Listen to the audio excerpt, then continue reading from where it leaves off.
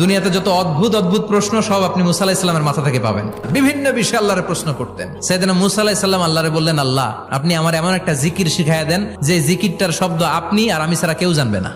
দিনে রাতে সব সময় এই জিকির আমি করব, আপনারে ডাকবো, কিন্তু শর্ত হলো এই জিকিরটা জানবে শুধু আপনি আর জানবো শুধু আমি। আল্লাহ বললেন, মুসা পড়ো লা ইলাহা ইল্লাল্লাহ।